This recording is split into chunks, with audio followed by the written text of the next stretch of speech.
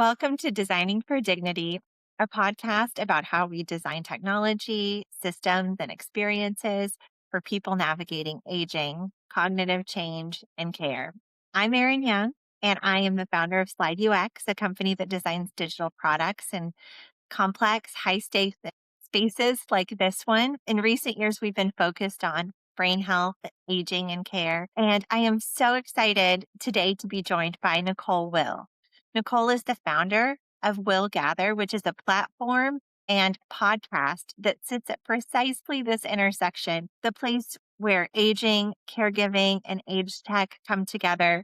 And she also works with Rendever, which is a really cool company that's addressing social isolation in older people through the use of VR and shared experiences. And not only that, but she also works with Lorenzo's House, which is an organization that's super near and dear to my heart, an organization that serves the children, parents with early onset dementias, myself included. So, Nicole, I'm just so excited about this conversation, and I'm so happy to have you today.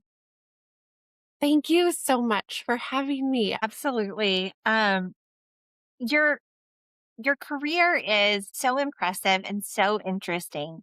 Can you tell us a little bit about how you found your calling into this work and what originally pulled you towards aging and caregiving?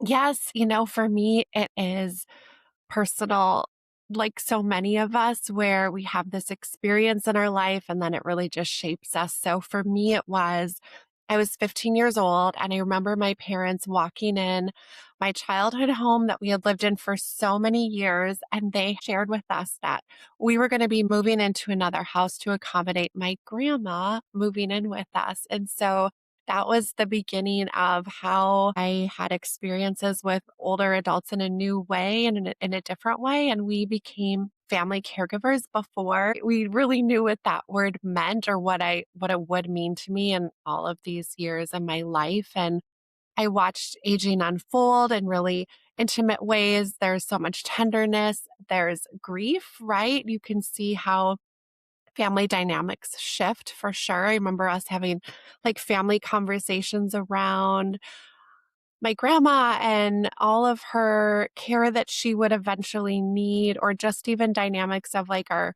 nuclear family shifted and we had to adapt and adjust and what that was like. And then I went on to study gerontology as I became aware that there's even an entire field of aging out there, which I did not know right when you're in high school. No one really tells you that, but it was such a unique opportunity for me and worked as a registered nursing assistant in college and had such a great foundation of really hands-on care and what that looks like from even like a professional caregiving perspective. And then went on to work in a senior living community that was really large, that had every aspect of care, anywhere from independent living to 100 patients in a transitional care unit to memory care, long term care, assisted living, and just had this really amazing chance to meet so many people, develop such beautiful relationships with older adults, have the opportunity to meet with like thousands of families. I was responsible for our transitional care unit at one part in our recreation department, and the opportunity to just, the turnover was so high, but it was such a beautiful way to meet so many families with story. And that went into leadership and consulting, eventually founding Will Gather with the podcast and really wanting to amplify voices in a way that I could. For me, I love conversation. I love being curious. I love learning about people.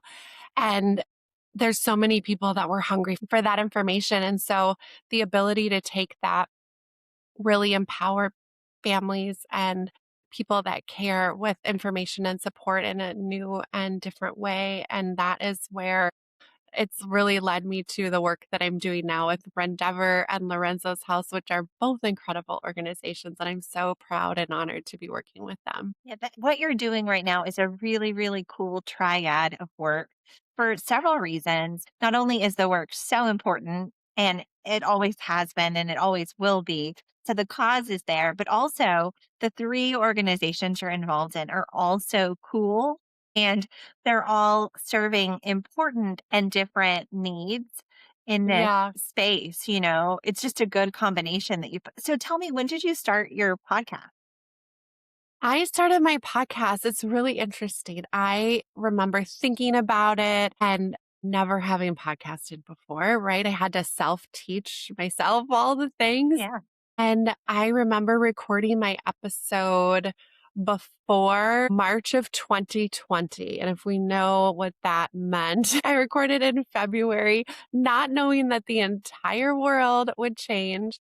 And it was the beginning of all of these conversations. Now, I think 240 episodes later of having conversations. So it's been really amazing to see the the growth, but also when I started, I'll be so honest, I had no idea what that would mean or what it would look like. Would people even talk to me? Nobody knew who I was. I was just a girl making a call saying, "Will you come talk to me about all the things?" And it's been just the gift of a lifetime to meet so many incredible people. And if it's my small contribution in the world of helping support caregivers and older adults, I just am so honored to do that. It's really inspiring, and I think you found your niche in life, but it's definitely not your only contribution to the world because I think that the perspective that you bring both through the podcast, but also in your consulting work, working with companies that are innovating in this space is so important. I've seen so often when a group of very well intentioned people gather around a table to design a product, but they lose track of what people can really use. In age tech in particular, there are so many different pressures and so many different individual user types to consider in order to really be successful. And you understand those people because you've been listening to them since you were 15. So, one of the things that I see as very central to what you're doing is storytelling. And you've already mentioned that a couple of times. Why do you feel like storytelling is so critical in the space of aging and caregiving? When I think of story, it's central to everything in life. And when you really, really think about how every great love story, every great book, movie, like all the ways that we interact with the world, we remember through story. And we also can see parts of ourselves in story. And so I think for aging and caregiving and age tech, it is having the ability to build empathy and compassion and understanding, even sometimes before we build the actual product, but having the ability to say, we understand and we know and we have the opportunity to really actually meet those needs. Think of what story does for us. It brings out our empathy, it brings out our understanding, it brings out our ability to see things from a different or new perspective. And so I think from a technology standpoint, if we don't have story tied to that, it's detached, right? It becomes very clinical, it becomes very transactional, it becomes more of this tool we might not use if we don't understand the story behind the why of why it's important and how is it going to help support our lives and in different ways. And I would say one of the things that has been really cool for me to see is in each conversation that I've had in the podcast, whether it's from a caregiver sharing or in a senior living leader or age tech, is that I believe everyone has had some personal story of care. And so they're able to take even their own personal story and it shapes the way that they show up in their work, how they communicate with people that they care about, how they've designed products. So I think it's so central. I think it's not only central from a perspective of how we build and what solutions we come up with. But then from a marketing standpoint or connection standpoint with the user of the product is that we have to not only know what their story is so we can fulfill that, but we also have to be able to effectively tell our story so it resonates with people so that they want to be a part of our community, be a part of our organization and help also then share whatever we've designed or whatever we've built or whatever organization that we've had. And so I believe it's everything. I love it because in user experience design, so much of it is trying to understand what people really need and to infuse that understanding throughout the organization that helping to meet the needs. And stories are such an effective vehicle for both of those things to understand and then to share, like you said. I think that the absence of perspective can really be expensive to an innovator who goes down the path of an idea that maybe sounds good. The ideal, right, is that you're working from a specific, very repeatable story, something that happens to a lot of people. But as you begin to come up with solutions, reconnecting and making sure that those solutions are actually landing in the lives of potential users the way that you think that they might. Have you seen times when a product or service was built without that understanding of the user story? I have. And I feel for me what I've seen or what I've felt has been portrayed as it does come across as more of this almost like untouchable clinical Push. product that's there, but you can tell that that human element is missing just in how they share or talk about it or have even user story shared, the testimonials, or even inviting caregivers into that space of helping them share their story. So I pick up on the emotional resonance of that, whether that's intentional by the organization or not. I think that everyone's well intended, right? We know that they have good intention behind that, but you can see when it misses the mark because you can also tell what older adults and caregivers will use or resonate with. I think a lot of times when we have a story attached, we also don't feel alone in what we're going through. And so there's ability to say, like, oh my gosh, you see me and you see the challenges that I have. And so, okay, I'm going to feel connected to this as a user. The longevity sticks, right, for having users over time and older adults over time. And then you can tell who's sharing and talking about it because they want to continue to have this organization or tech company in their world and for people to experience it because it makes them feel good about being involved with the organization. And I also think that a lot of times we as caregivers feel certain things. We don't know always how to articulate that.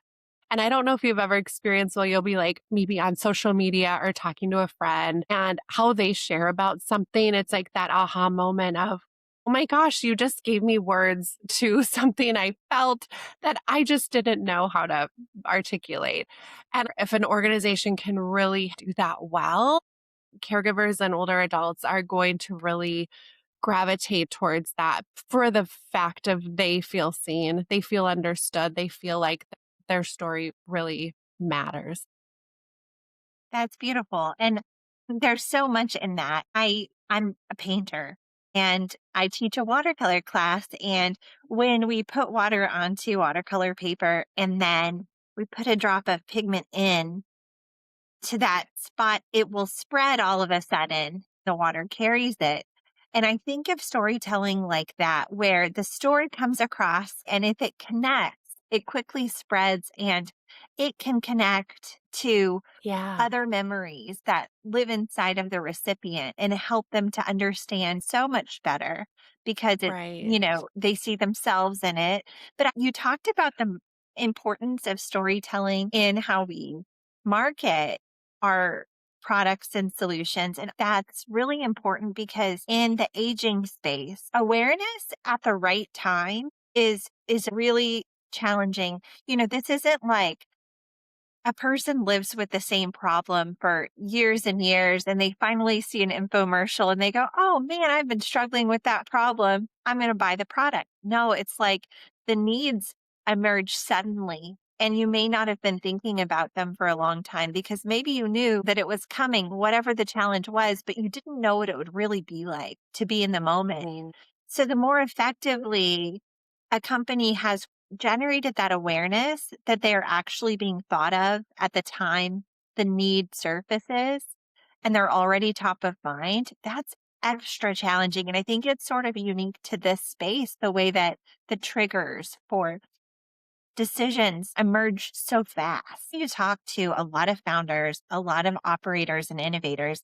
I'm curious about patterns that you see when it comes to the teams that seem to truly get it when it comes to designing for an aging population. Right, right. Oh, that's such a good question. It comes back to, are we open to learning and are we curious? And I think that the teams that I've seen do it really well, as they are not making assumptions, they have lived experience as a part of their team or even learning the opportunity to, whether it's partner with older adults, family caregivers, specifically having those voices be such an integral part of not only whether it's on the design side, certainly on the interface side, but also from telling the story of the organization. And I'm speaking so generally because there are so many different types of organizations, right? So, like, let's say you've got, whether it's an operator or an executive level or someone that's founded a company, like the importance of, you still have to be connected to the front line, so to speak.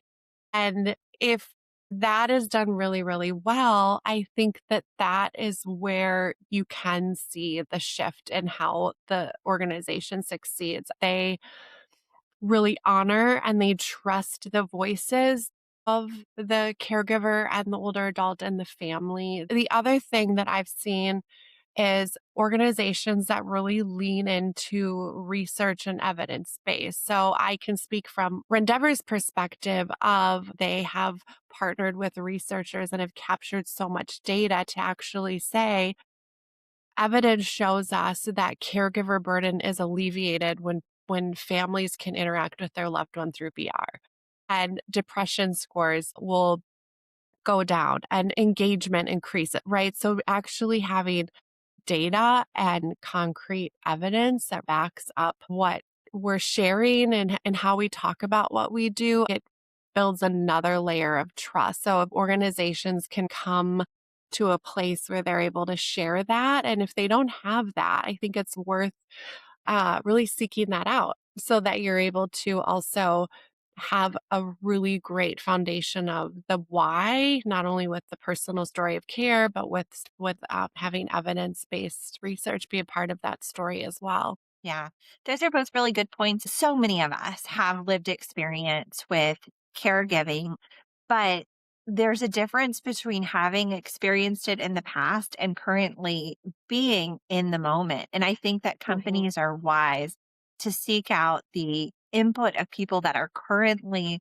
living it, even if they've got really good past experience to draw from, simply because we do have a tendency to forget the intensities and realities. And also, things change. I was telling you before our call, my dad is currently in the hospital and he's living with Alzheimer's. And we were so surprised when the admissions folks came to talk to us via the television because there was a camera in the room and they just pop from room to room as needed via technologies.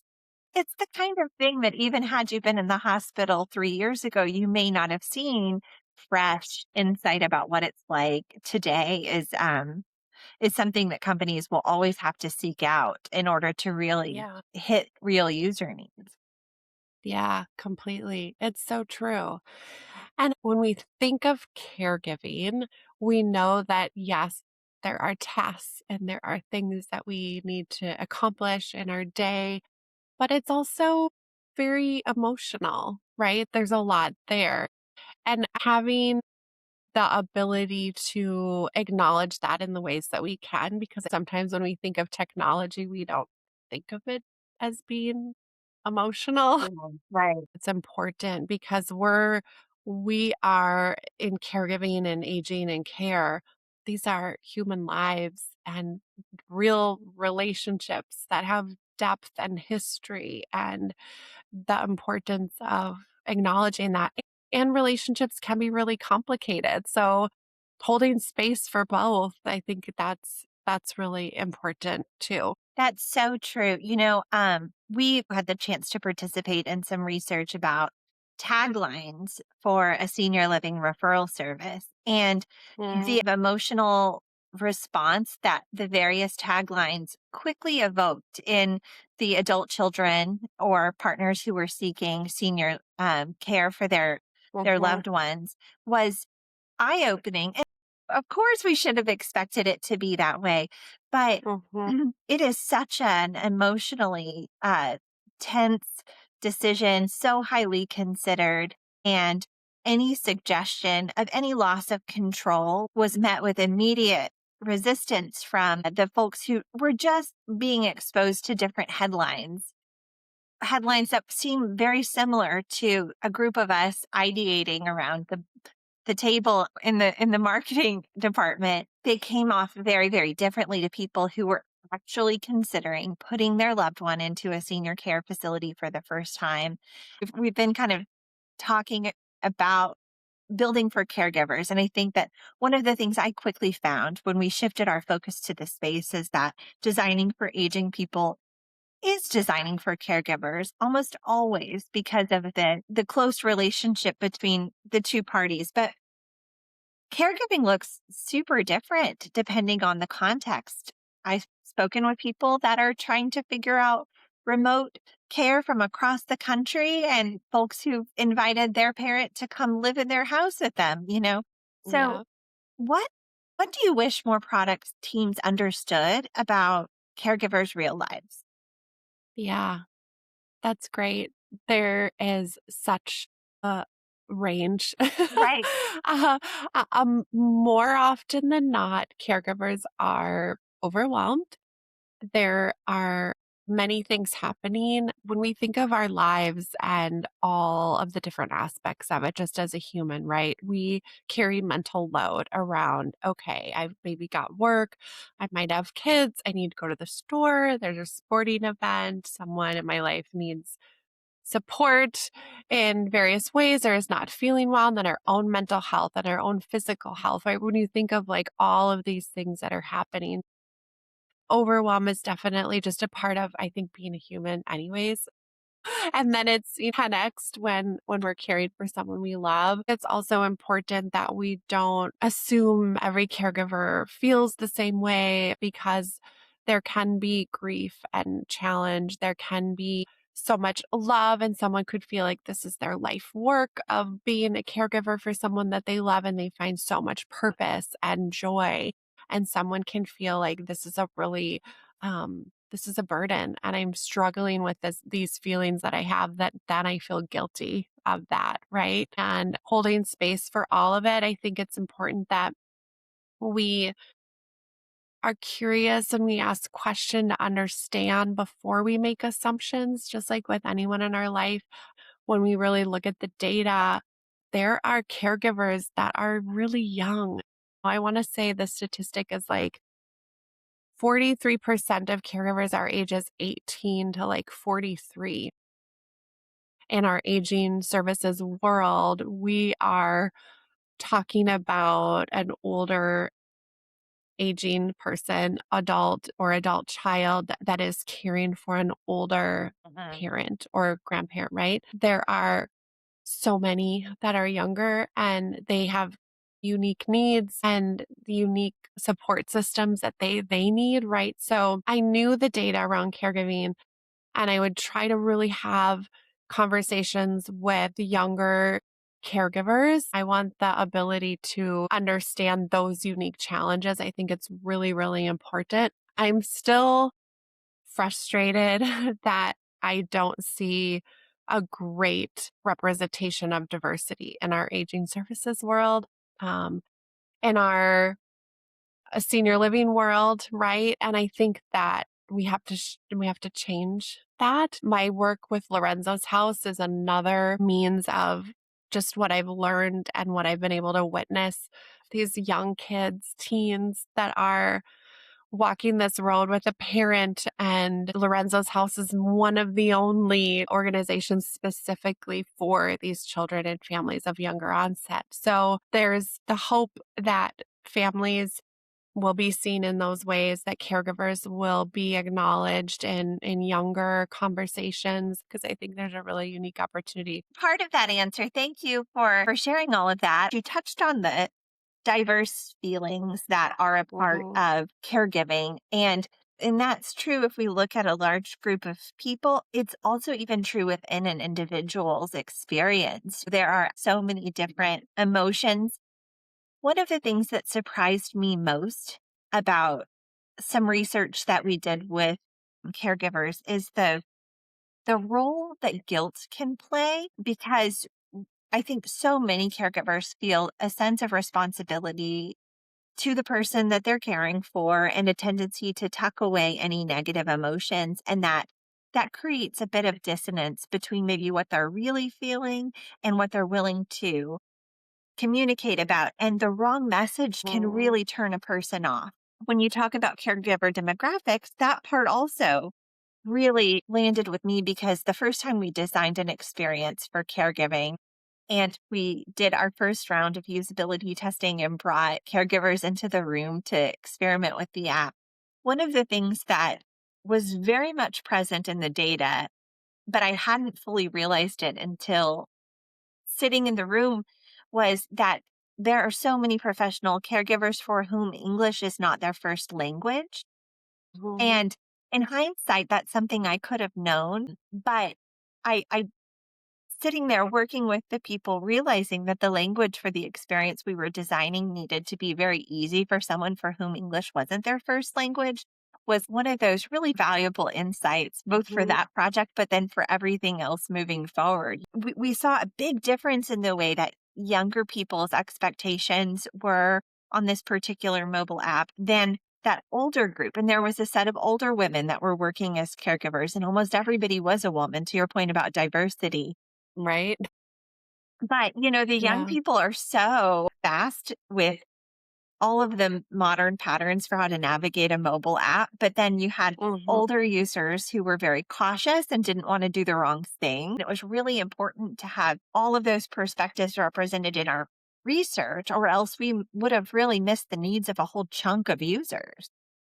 Right, right. Yeah, I love to hear that you're doing all of that research. Multiple users is really a characteristic of this space, because we've got to consider the caregiver, the older Mhm. person themselves. Sometimes they're clinicians or people who are not primary caregivers, but still have a stake in the experience. And sometimes their needs aren't the same. Is that something that you've seen in projects that you've worked on? Exactly. Yeah. Yes. And I will say that while you might have one product, there are going to be different people that interact with that product Right. potentially, right? Or more often than not. And so the work that I've been doing with different organizations has been, how do we speak to each of those personas, and how can we connect with their unique experience in that, whether it is the older adult, because that language is going to be different, and the why behind why they might use the product is going to be different.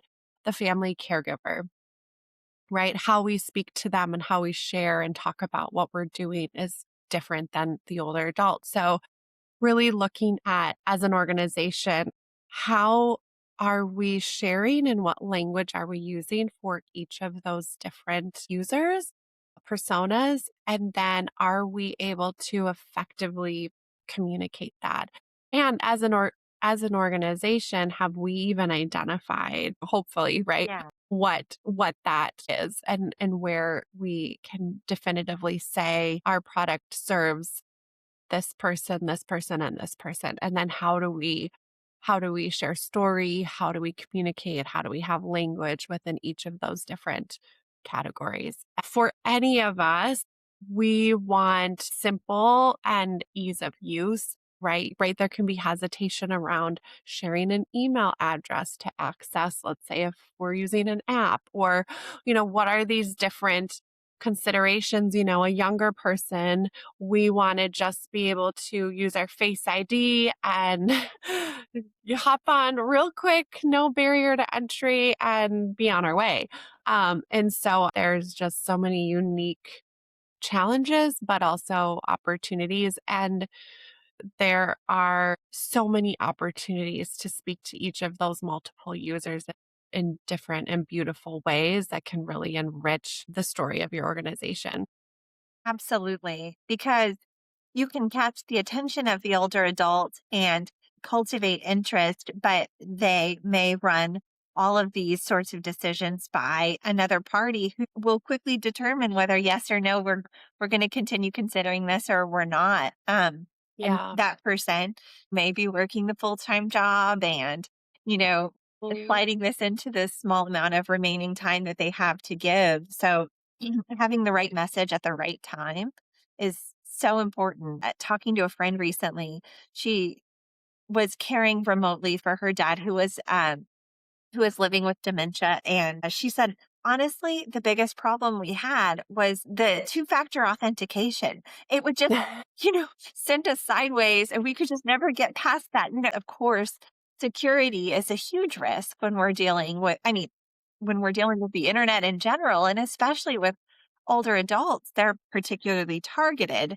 by all of these cybersecurity risks. But at the same time, the gates can really create barriers, especially if an experience is designed specifically for one person. And this is a person who requires a network of support. One thing that I think a lot about is the ethical tensions with Mhm. things like consent and privacy and even just emotional vulnerability, like we were Mhm. talking about earlier. Do you see companies struggling with those sorts of things? Yes. Thankfully, the organizations that I've interacted with, or when I tend to might recommend organizations in that way, always ensuring that there is privacy and consent and HIPAA, right? All of those things, depending on, again, speaking broadly, but like what the product is or whatnot, doing due diligence to really asking those questions on safety, on privacy. Well, what information do you actually need, right? All of that. Where it gets more challenging is when we are working with people living with dementia and Mhm. even mild cognitive impairment, right? Like, who gets to decide what consent from that individual, and how do we have consent from the individual and from the family? When is there to protect autonomy and independence, right? These are great questions and great opportunities to have conversation around it. Look for the willingness to share. How is my data being used and how are they taking steps to do that? But you're right. I mean, it's, I think, a question we all ask when we're online, but Yeah, specifically, right, in healthcare, medical private information, and who gets access to that, and having everything in place appropriately. right. Yeah, and who is in a position to be able to approve it.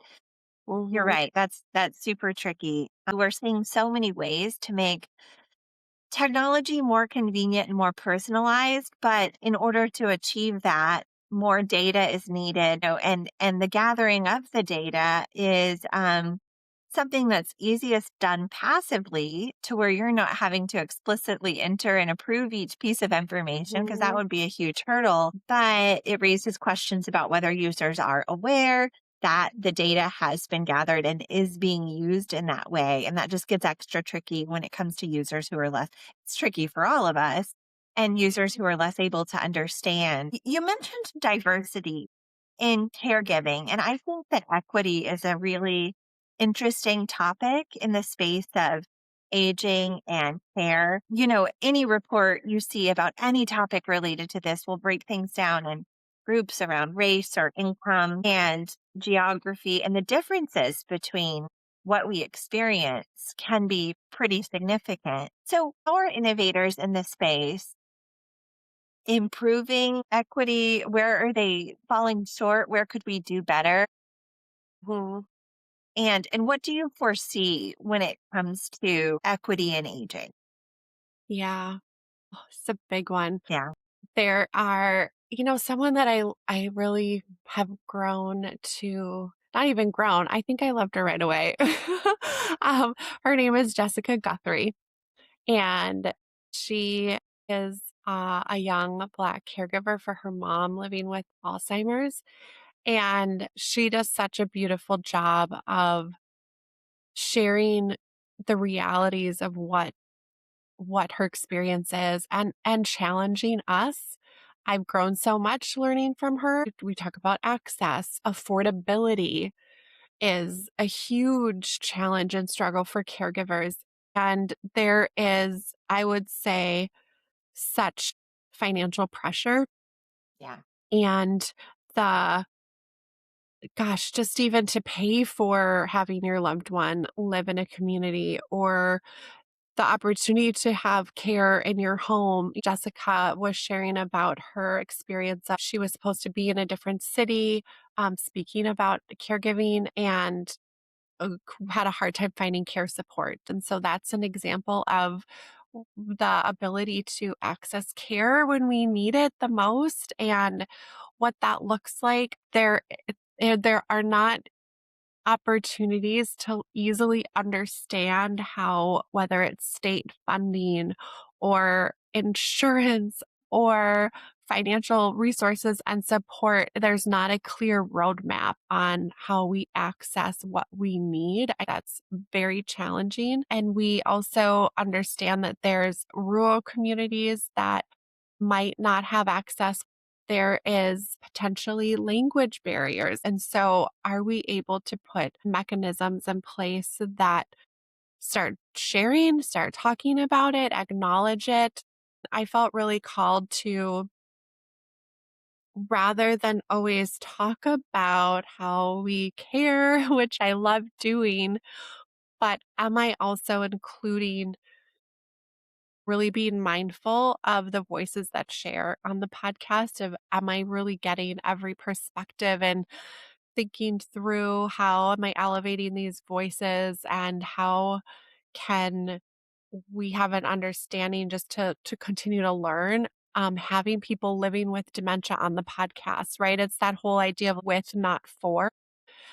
We had a panel with um, Dementia Action Alliance, and it was 4 people on the podcast that are living with dementia, and they shared from their own experience, right? And the opportunity to have residents in a care community, they were sharing with me what it's like to be cared for from them, right? Having conversations like that does shift, I believe, how we view and provide opportunities to make the world more equitable. And yeah, I just believe in that. I think that we are moving in that direction, but it's not nearly where we need to be. those are such great examples. Thank you for sharing those. I also want to thank you for acknowledging the difference in opportunity between rural and urban areas because the mechanisms for finding information are so different for a rural area than they are for an urban area.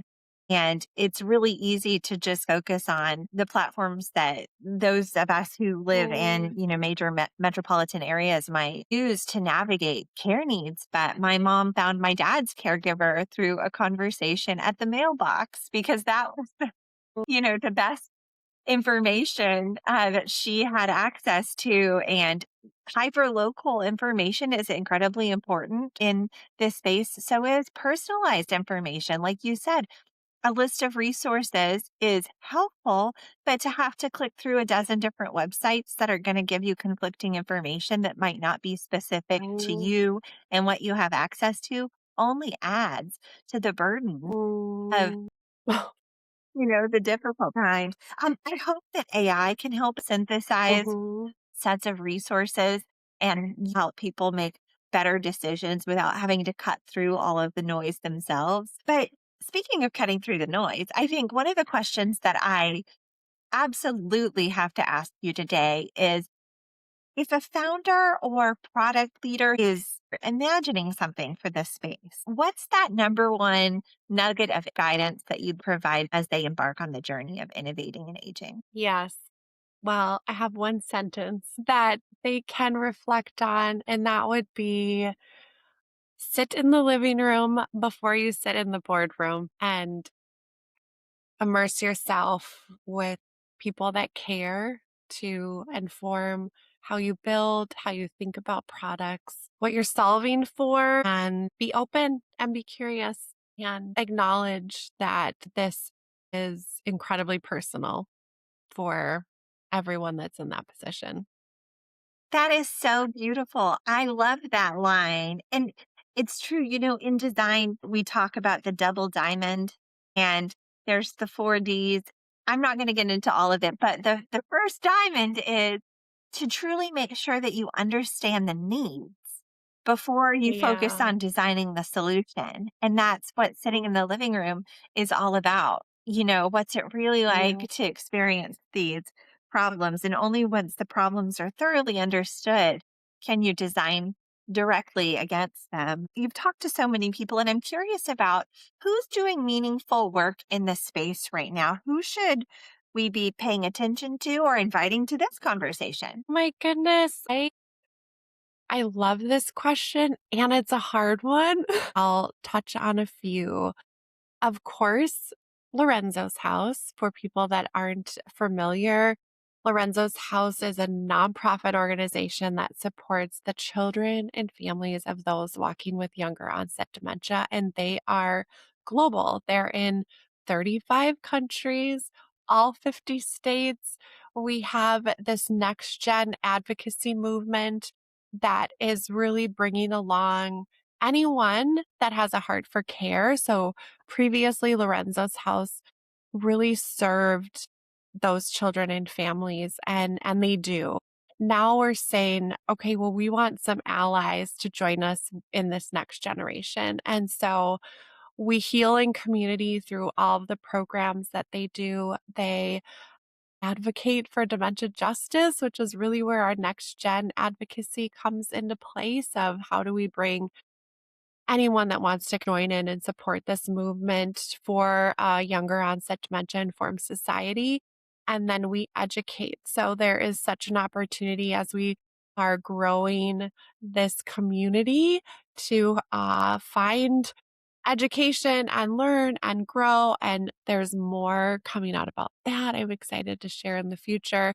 But just such meaningful work and having those young voices sitting at the table and really shaping how we grow and how we share as an organization has been really powerful. Rendever, I will be so honest and say that I've experienced virtual reality before and thought that that was really cool. Diving into these experiences with older adults and seeing how it is so powerful when we have moments of awe and wonder in our lives, the ability to connect with our peers in ways that we can have conversation about where we've traveled and what we've experienced and open up and share and go and visit where we grew up in our neighborhood, right? Like when we think of those immersive experiences, they're countless. And that's been so powerful.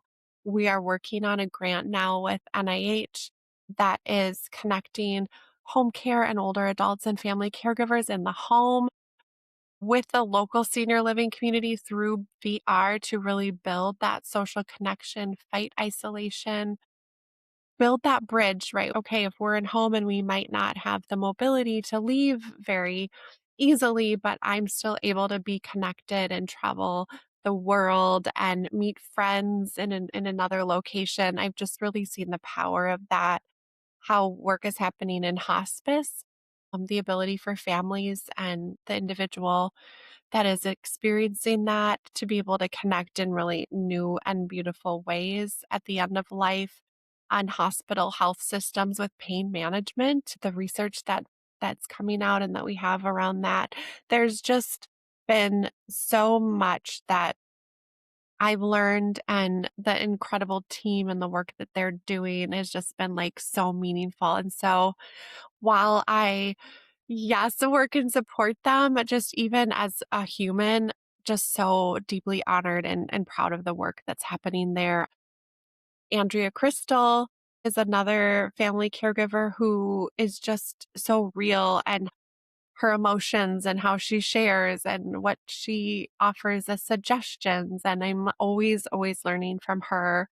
Carrie Albers, Dementia Darling, is just such a bright light for caregivers that just need that joy and to be seen. She is like a big warm hug for everyone in this world.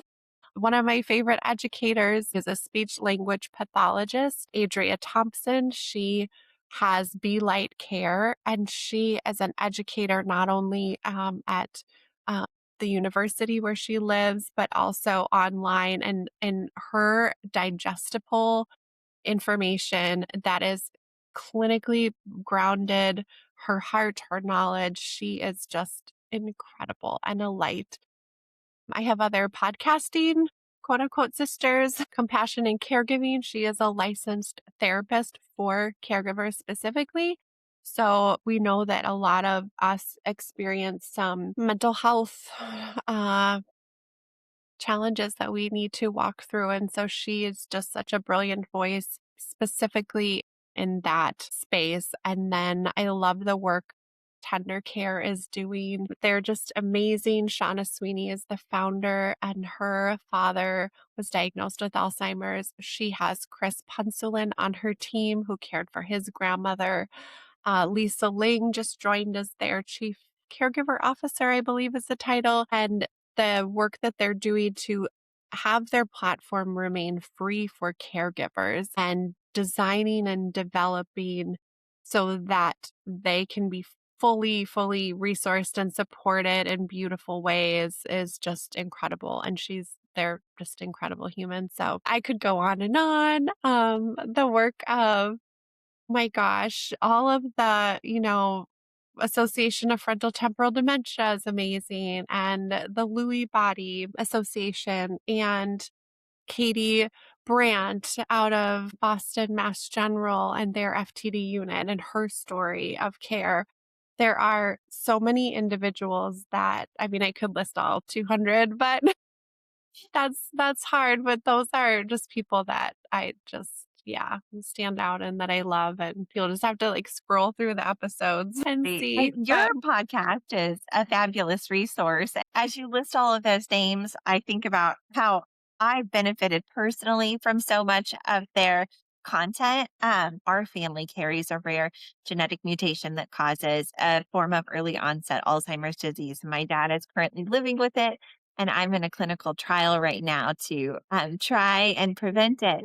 But I consume dementia content like nobody's business. And I consider so many of the folks you just mentioned to truly be um, the celebrities, the best in class of the space. But Nicole, I view you the same way, and I want you to know you're making a huge impact, and your perspective today has just been um, it has been so insightful and also so inspiring. You found your calling in gerontology at such an early age, and I'm so grateful that you did, because you've been able to devote your whole life to what you're doing in all kinds of different interesting ways. Where can you learn more about Will Gather and, your work? How can people find you if they are interested in learning thank more? you.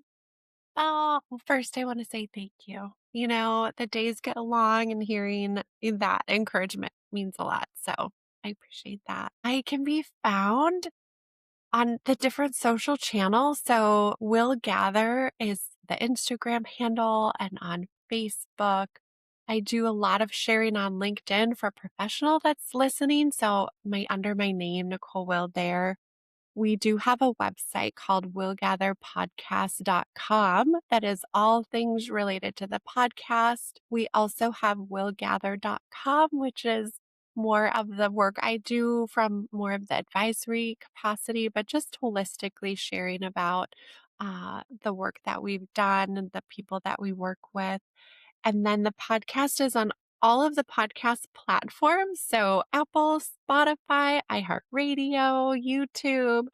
And the name of the podcast is Navigating the World with Your Aging Loved One. You can also type in willGather, one word, and it will show up as well. Your work is fascinating and it's inspiring. And I hope everybody listening to this will check it out. And honestly, I feel like we could talk forever. I think one call to action that I would include here for founders and innovators who listen to this podcast is that it's important to understand the stories of the people that you serve by talking to them. And also, you can work with people like Nicole, who've spent their careers in this space, and you can get quick exposure to a lot of information about what has and hasn't worked in her real experience as a caregiver and what she's heard through the thousands of conversations that she's had with families who are experiencing this. Not everybody loves to talk about this stuff, but I do. And I'm so glad that you do because this is an area where we can make real change and make the world a better Mm, place today, you know? So Nicole, thank I you so agree. much for spending this time with me. Thank you. Thank you so much for having me.